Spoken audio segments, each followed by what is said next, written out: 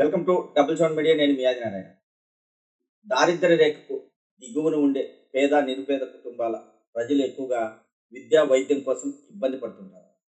ఎందుకంటే లక్షలాది రూపాయలు ఖర్చు పెట్టి ప్రైవేట్ పాఠశాలల్లో పిల్లలను చదివించలేరు. అందుకే ప్రభుత్వ పాఠశాలలపై ఆధారపడతారు. అలాగే అనారోగ్యం పాలైతే వేలాది రూపాయలు ఖర్చు పెట్టుకొని ప్రైవేటు వైద్యశాలల్లో చూపించుకోలేరు పేదలు. అందుకే ప్రభుత్వ వైద్యశాలలను నమ్ముకుంటారు. అలాంటి వారికి భరోసా కల్పించేదే ఆరోగ్యశ్రీ పథకం. దీనిని రోగి సంరక్షణ పథకం అని కూడా అంటారు. ఆరోగ్యశ్రీ అంటే పేదల ఆరోగ్యానికి ఒక ఐడెంటి కార్డు లాంటిది. ఒక పేదవాడు అనారోగ్యంతో బాధపడుతున్నాడంటే ఆరోగ్యశ్రీ కార్డు మాకుంది, మేము ఇది తీసుకెళితే ప్రైవేట్ ఆసుపత్రుల్లో కూడా ఎలాంటి ఖర్చు లేకుండా మాకు వైద్య చికిత్స అందుతుందని పేదలకు భరోసా ఇచ్చే పథకమే ఆరోగ్యశ్రీ. అలాంటి ఆరోగ్యశ్రీ పథకం ఇప్పుడు అమలు కావడం లేదు. ఆరోగ్యశ్రీ పథకం కింద ప్రభుత్వం 3,000 కోట్ల రూపాయల బకాయిలు చెల్లించాల్సి ఉంది. అయితే ప్రభుత్వం చెల్లించకపోవడంతో ఆరోగ్యశ్రీ సేవలు నిలిపివేశారు. పేద ప్రజలు ఇబ్బందులు పడుతున్నారు. గతంలో దివంగత నేత వైఎస్ రాజశేఖర రెడ్డి గారు పాదయాత్ర చేపట్టడం జరిగింది. అప్పట్లో ఆయన ప్రతి గ్రామం తిరిగారు. ఎక్కువగా ఆయన దగ్గరికి ఆరోగ్యం గురించి, పెద్ద పెద్ద జబ్బుల గురించి ప్రజలు తీసుకెళ్లారు. దీంతో ఆయన దీనిపై ఆలోచించి ఒక నిర్ణయం తీసుకున్నారు. అదే 2007 సంవత్సరంలో ఆరోగ్యశ్రీ పథకం అమలు చేశారు. అనారోగ్యం పాలయ్యే పేదలకు ఒక అభయహస్తం ఇచ్చేలా ఆరోగ్యశ్రీ పథకాన్ని రాజశేఖర రెడ్డి ప్రారంభించారు. అదే కాకుండా ఆయన 108 కూడా అప్పట్లో ఆ పథకాన్ని కూడా ప్రారంభించారు.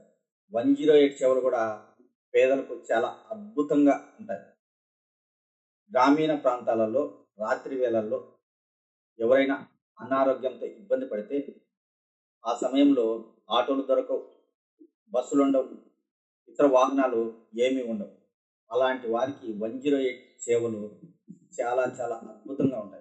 ఫోన్ చేసిన 20 నుంచి 30 నిమిషాల లోపు 108 వాహనం రోగి ఇంటి దగ్గరకు వచ్చి ఆసుపత్రికి తీసుకెళ్లి చికిత్స అందించేందుకు సహాయపడుతుంది. ఈ రెండు పథకాలు దివంగత నేత వైఎస్ రాజశేఖర రెడ్డికి గుర్తింపు తెచ్చాయి ప్రజల్లో. ఈ పథకాలు ఆలోచించి పేదల కోసం అప్పట్లో అమలు చేశారు రాజశేఖర రెడ్డి.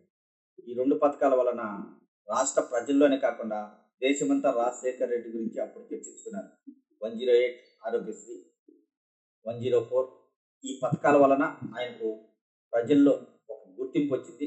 మంచి రాజకీయ నాయకునిగా ఎదిగారు ఆయన. పాదయాత్ర చేసిన అనంతరం ఆయన 2004లో కాంగ్రెస్ పార్టీని అధికారంలోకి తీసుకొచ్చారు. ఆయన ముఖ్యమంత్రి కూడా కావడం జరిగింది. ఆయన ముఖ్యమంత్రి అయిన తర్వాత ఇలాంటి పథకాలు పెట్టడం వలన ప్రజలు ఆయన గుండెల్లో పెట్టుకొని చూసుకున్నారు. అందుకే ఆయన మరణించిన తర్వాత తెలంగాణ, ఆంధ్రప్రదేశ్లో చాలామంది ఆయన్ను అభిమానించే ప్రజలు మృతి చెందడం కూడా జరిగింది. అలాంటి మంచి పథకాలు దివంగత నేత రాజశేఖర రెడ్డి గారు అమలు చేయడం జరిగింది. ఇప్పటికీ ఏ ప్రభుత్వం అధికారంలోకి వచ్చినా ఆరోగ్యశ్రీ కానీ, 108, 104 ఈ పథకాలను తీసివేయాలంటే భయపడతారు. ఎందుకంటే ఈ పథకాలు తొలగిస్తే ఏ ప్రభుత్వానికైనా తీవ్ర వ్యతిరేకత ప్రజల్లో వచ్చే అవకాశం ఉంటుంది. అందుకే ఎవరు ముఖ్యమంత్రి అయినా, ఏ పార్టీ అధికారంలో ఉన్నా ఆరోగ్యశ్రీ సేవలు మాత్రం కొనసాగుతున్నాయి అప్పటి నుంచి. అయితే ఇప్పుడు ఈ బకాయిలు చెల్లించకపోవడం వలన ఆరోగ్యశ్రీ సేవలు నిలిపివేశారు. దీంతో పేద ప్రజలు అవస్థలు పడుతున్నారు. దీనిపై అయితే ప్రభుత్వం స్పందించాల్సిన అవసరం ఉంది వెంటనే. ఆరోగ్యశ్రీ అనేది పేదవాడికి ఒక భరోసా. ఎంతోమంది పేదలు ఎన్నో రోగాలతో ఇబ్బందులు పడుతుంటారు. అలాంటి వారు ఎలాంటి ఖర్చు లేకుండా ఆసుపత్రికి వెళ్ళి చికిత్స తీసుకునే అవకాశం ఆరోగ్యశ్రీ కార్డు కల్పిస్తుంది. ఆ పథకం అమలయ్యే విధంగా ప్రభుత్వం చర్యలు తీసుకోవాల్సిన అవసరం ఉంది. ప్రస్తుతం కూటమి ప్రభుత్వం అధికారంలో ఉంది. ఆరోగ్యశ్రీ సేవలు నిలిపివేస్తే ఆరోగ్య బీమా కింద ప్రజలకు వైద్య సేవలు అందించాలనే ఉద్దేశంతో కూటమి ప్రభుత్వం ఉన్నట్లు తెలుస్తుంది. అయితే ఆరోగ్య బీమా కూడా ప్రజలకు ఉపయోగపడేటికైతే మంచిదే. అది కూటమి ప్రభుత్వం అమలు చేసిన పేదలకు అనారోగ్యంతో ఇబ్బంది పడే రోగులకు మంచి చేస్తుంది ఆరోగ్య బీమా పథకం అంటే అది ఆ ప్రభుత్వానికే మంచి పేరుస్తుంది. అయితే ప్రస్తుతం ఆరోగ్యశ్రీ సేవలు నిలిచిపోకుండా ప్రభుత్వం అయితే చర్యలు తీసుకోవాలి. వెంటనే కొంతవరకైనా బకాయిలు చెల్లించే విధంగా రాష్ట్ర ముఖ్యమంత్రి చంద్రబాబు గారు చొరవ చూపాలని పేదలు కోరుకుంటున్నారు. ఏ పార్టీ అధికారంలోకి వచ్చినా పేదలకు ఉపయోగపడే పథకాలు నిలపకుండా చూసుకోవాల్సిన అవసరం ప్రభుత్వ పెద్దలపై ఉంటుంది. ఇలాగే కొన్ని రోజుల పాటు ఆరోగ్యశ్రీ సేవలు నిలిపివేస్తే అప్పుడు అనారోగ్యంతో బాధపడే పేదలు ఇబ్బందులు పడతారు. తప్పకుండా కూటమి ప్రభుత్వానికి చెడ్డ పేరు వచ్చే అవకాశం ఉంటుంది. ముఖ్యమంత్రి చంద్రబాబు గారు కావచ్చు, ఐటీ శాఖ మంత్రి లోకేష్ బాబు గారు కావచ్చు, డిప్యూటీ సీఎం పవన్ కళ్యాణ్ గారు కావచ్చు, వీటిపై ఆలోచించి తక్షణమే నిర్ణయం తీసుకొని ఆరోగ్యశ్రీ సేవలు యథావిధిగా కొనసాగేలా చొరవ చూపుతారని ఆశిద్దాం.